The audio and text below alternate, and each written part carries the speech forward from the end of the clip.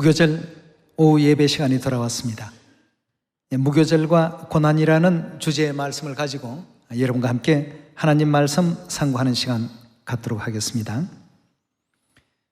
무교절은 6월절 다음 날에 당하는 1년 중 두 번째 맞이하는 절기가 되겠습니다. 무교절의 그 의미는 가장 중요한 의미가 고난이라고 볼 수 있겠습니다. 지금 이제 예배를 시작하는 바로 그 시점에 2000년 전 예수님께서 십자가에서 엘리 엘리 라마 사박다니 마지막 그 말씀을 남기시고 운명하시는 바로 그런 시간이었습니다. 오늘 오전 9시에 십자가에 달리시고 오후 3시에 운명하심으로써 우리 모든 인류의 죄를 대신해서 짊어져 주시고 속죄 희생양으로 이제 이 땅에서 하늘로 올리우시는 그러한 역사를 또 보이셨습니다. 그러나 하나님께서는 죽음 가운데 영원히 사망에 매여 있지 않으심을 보이시기 위해서 부활의 그 크신 권능의 능력의 역사를 모든 만민들에게 또 보여주시고 이제 우리 자녀들로 하여금 어떠한 환난과 어떤 고난 가운데서라도 의를 위한 그 고난은 좋은 것이니까 그 고난의 길을 끝까지 따라오라고 이렇게 일러주셨습니다. 우리가 지금 하늘아버지 어머니 뜻을 받들어서 전 세계 모든 만민들에게 복음을 지금 전파하고 있는 그러한 가운데 있습니다.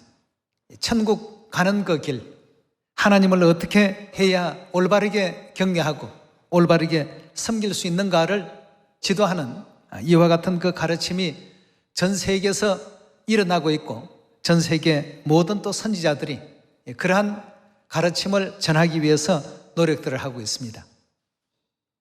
그 과정 속에는 모든 것이 꽃길만 기다리는 것이 아닙니다. 때로는 반대하는 사람도 있고 회방하는 사람도 있고 또 비방하는 사람도 있고 또한 복음에 또 때로는 협력해 주는 사람도 있습니다. 그런 수많은 그 고난의 시간들을 그리스도께서 우리 위에 걸어가신 이 십자가의 그 길들을 우리 모두가 또 회상하면서 어떤 어려움과 환난의 그 환경 속에서도 그리스도의 길을 끝까지 또 따라오라고 이렇게 일러주셨습니다.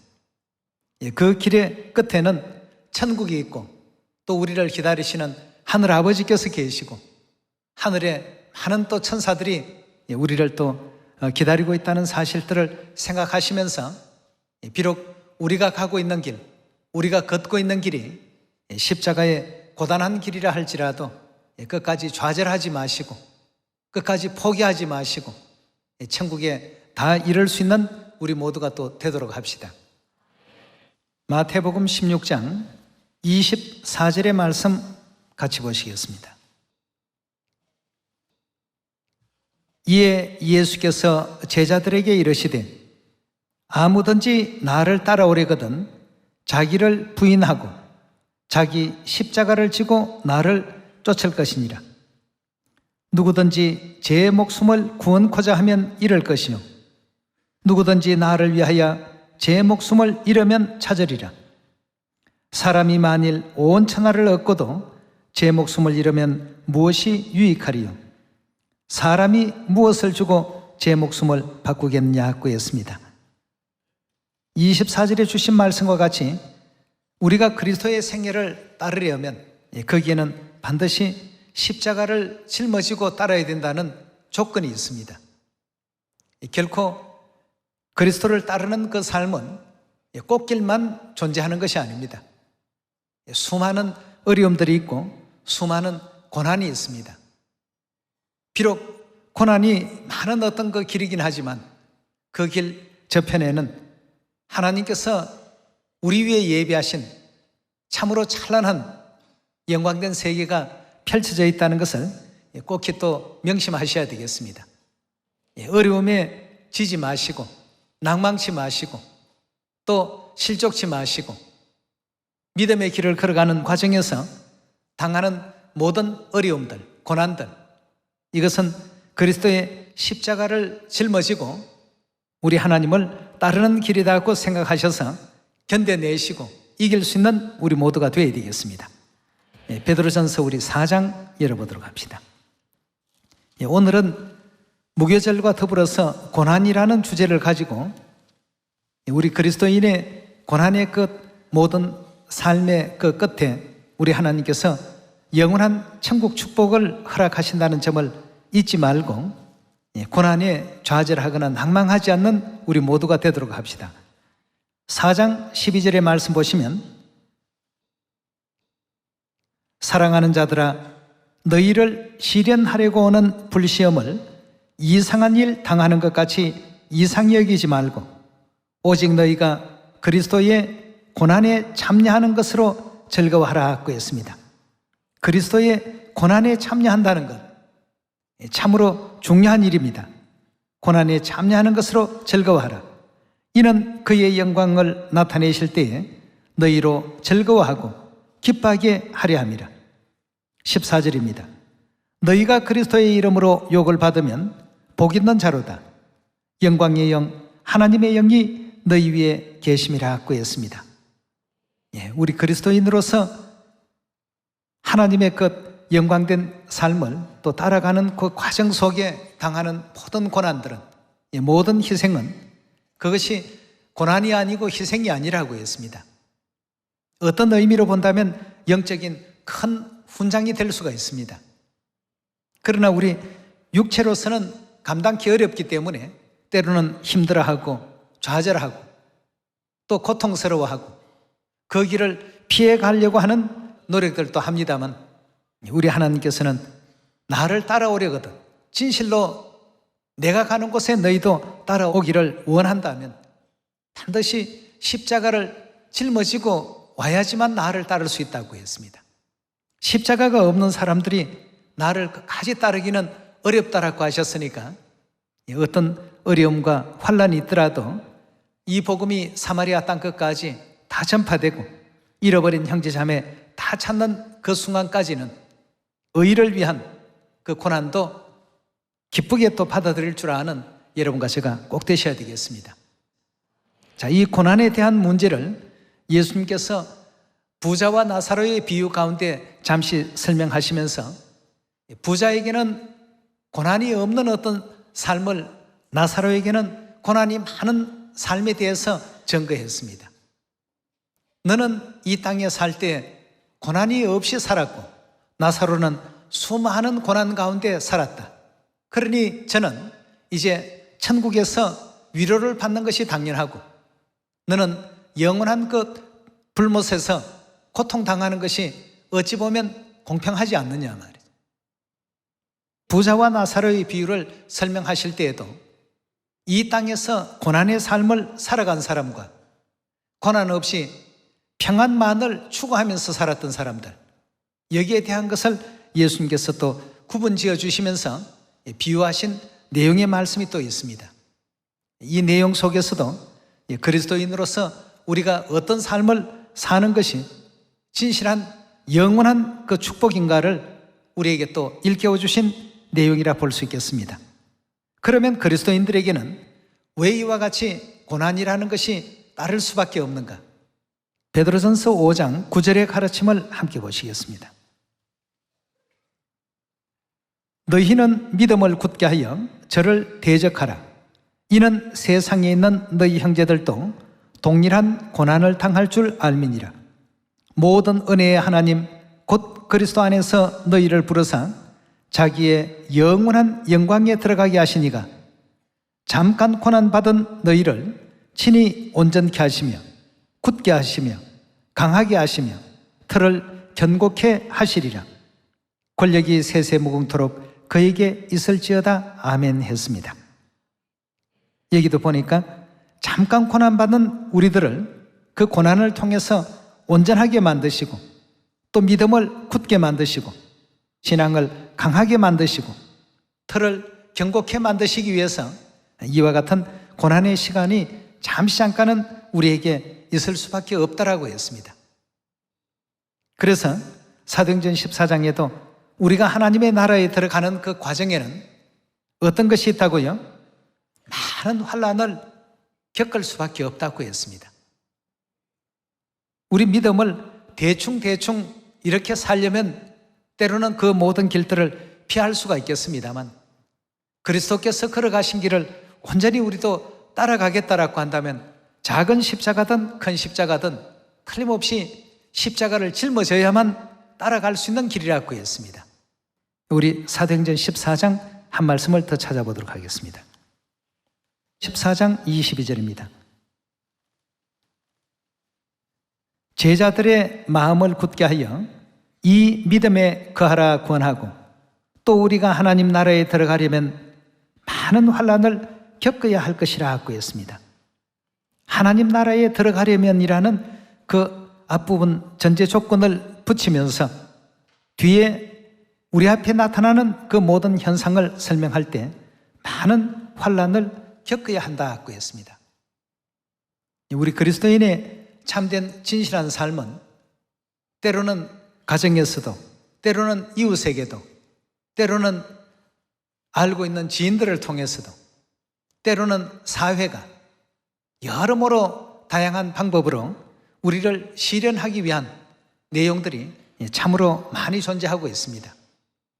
이런 것을 외면하고 그리스도를 또 외면하는 우리의 삶이 아니라 그러한 삶 속에서 당당하게 나아가게 된다면 우리 앞에 놓여있던 홍해가 더 이상 장애물이 아닌 우리에게 더할 나위 없이 그 목적지로 가는 지름길이 된다는 사실도 우리가 또 이해해야 되겠습니다. 홍해의 그 가로막음이 우리에게는 크나큰 어떤 고난이고 장애입니다. 그렇지만 그 장애도 우리 하나님 대한 그 믿음을 올바르게 또 갖추고 세웠을 때에는 홍해가 더 이상의 어떤 우리의 적이 아닌 우리 편이 되어주고 우리에게 또 길을 열어주며 오히려 우리를 대적하는 적들을 섬멸시키는 은혜의 도구가 되고 구원의 도구가 됐다는 것을 꼭히 또 믿어야 되겠습니다. 그래서 고난은 결단코 고난으로서 고통으로 끝나는 것이 아니라 이 고난을 통해서 하나님께서는 틀을 견고케 만들어 주시고 우리의 믿음을 강하게 만들어 주시고 우리의 신앙을 확실한 터 위에 세워놓으신다고 이렇게 일러주셨습니다. 오늘은 그리스도의 고난을 되돌아보는 십자가의 그 희생을 생각하는 바로 무교절일입니다. 6월절 밤부터 시작해서 그리스도께서는 겟세마네 동산에서 밤새도록 인류의 구원을 위한 기도에 들어가셨습니다. 구원을 위해서 당신이 겪어야 할 그 고난도 내다보셨습니다. 그 고난이 너무나도 큰 것이었기에 이마에서 흐르는 땀이 땀방울이 아닌 핏방울이 되었더라고 이렇게 알려주고 있습니다. 그러나 그 시간에도 믿으면 좋다라고 하는 제자들이 예수님께서 고통 중에 계시는 그 시간 속에서도 자신들은 평안한 잠에 취했습니다. 3번씩이나 와서 예수님께서 깨우셨습니다. 나와 함께 한시도 같이 이렇게 할 수 없더냐? 나는 지금 이 고난의 어떤 시간을 가고 있는데 자녀들은 그 고난을 비껴서 자신들의 어떤 평안한 시간 속에 단잠에 취해 있었습니다. 와서 깨웠습니다. 시험에 들지 않게 깨어 기도하라고요. 2번째 와보니 또 잠에 빠져 있었습니다. 또 깨웠습니다. 시험에 들지 않기 위해서 기도하라고 일러주시면서 3번째 또 기도하러 가셨습니다. 기도를 마치시고 와보니까 여전히 또 잠에 취해 있었습니다. 여러분, 이것이 우리의 모습입니다. 하늘아버지 어머니께서는 이런 고난의 시간을 보내고 계시는 그 와중에도 우리 자녀들은 늘 그 고난을 비껴가면서 고난을 피해서 평안과 또 안일의 그 생활 속에 늘 젖어 있었습니다. 그러나 이번 우리 무교절을 통해서는 다시 한번 아버지의 그 고난을 기억하고 우리 자녀들을 대신해서 6월절 그 시간이 지난 이후부터 또 무교절 새벽 시간까지 가룟유다에게 은전 30냥의 팔리움을 당하시고 베드로에게 3번씩 부인당하시는 아픔을 또 겪으시고 나머지 제자들은 다 예수님을 떠나버리는 그런 고통 속에 있었습니다.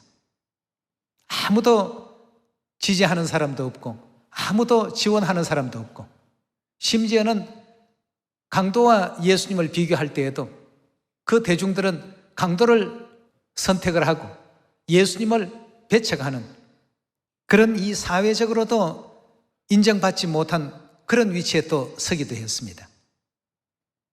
이런 한고의 그 고난 시간 속에서 아무 죄도 없이 오전 9시에 십자가에 못 박히셨습니다. 가시멸관을 씌우심을 당하셨습니다. 주위에 있던 많은 사람들이 침을 뱉으며 비방하며 조롱하며 또 속옷을 제비 뽑는 그런 파렴치 않은 어떤 일들도 겪으시면서 우리 자녀들의 구원을 위한 길이기 때문에 모든 것을 인내하시고 참고 그 길을 걸으셨습니다. 오전 9시에 십자가에 달리신 그리스도께서 이 오후 3시에 십자가에 마지막 숨을 거두시면서 운명하셨습니다. 2000년 전의 역사이긴 합니다만 영적인 성령의 끝 날짜로 보게 된다면 바로 어제 유월절과 오늘 무교절 통해서 이루어진 그러한 사건들입니다. 우리가 이러한 모든 것을 그저 역사 속에 있는 성경 기록 가운데 있는 내용 정도로 생각할 것이 아니라 우리를 향하신 하나님의 위대한 사랑이 수많은 어떤 고난 속에서도 오직 우리 자녀들의 구원만을 바라시는 아버지 어머니이심을 우리 모두가 또 잊지 않는 오늘 또 이 무교절이 되어야 되겠습니다. 그래서 우리도 우리 잃어버린 형제자매 하나를 또 구원으로 인도하는 과정 속에 어떤 어려움이 있고 어떤 또 고통이 있고 가룟유다와 같은 배반도 있고 베드로와 같은 부인함도 있고 죽어도 끝까지 주를 따르겠습니다 했던 제자들의 전부 예수님을 부인하고 피해버린 이와 같은 사태가 우리에게 있다 할지라도 마지막 십자가상에서 최후의 숨을 몰아쉬시면서도 그래도 내가 끝까지 너희를 사랑했노라 하신 그 하나님의 사랑의 그 메시지를 잊지 않는 우리 모두가 되어야 되겠습니다. 우리 모두도 그런 그리스도의 고난을 또 배워야 되겠고 무작정 자신의 그 몸을 학대하면서 고난의 길을 그냥 걸어가는 그런 삶이 아니라 잃어버린 형제자매를 찾는 일에서 겪는 그런 어떤 고난이라면 그 고난의 길을 끝까지 넉넉히 또 따를 수 있는 여러분과 제가 꼭 되었으면 좋겠습니다.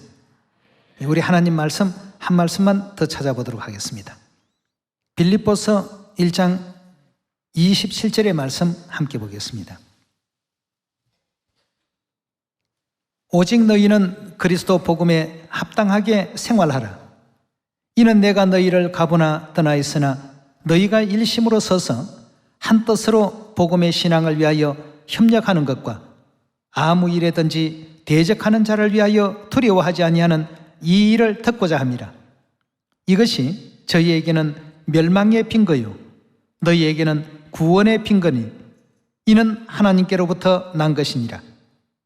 그리스도를 위하여 너희에게 은혜를 주신 것은 다만 그를 믿을 뿐 아니라 또한 그를 위하여 고난도 받게 하심이니라. 너희에게도 같은 사움이 있으니 너희가 내 안에서 본 바요 이제도 내 안에서 듣는 바니라 하고 했습니다.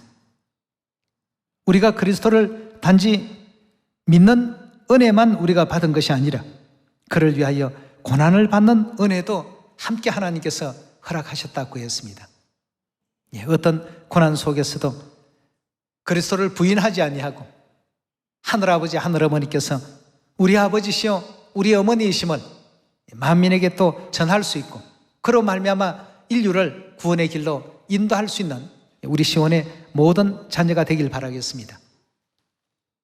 무교절을 통해서 고난을 일깨워 주시고 고난의 그 삶이 결단코 악하거나 우리를 나쁘게 하기 위한 이와 같은 하나님의 뜻이 아니라 그것을 통해서 깨달음을 얻게 하시고 온전케 만들어 가시는 과정 속에 꼭 필요한 것이라고 일러주셨습니다.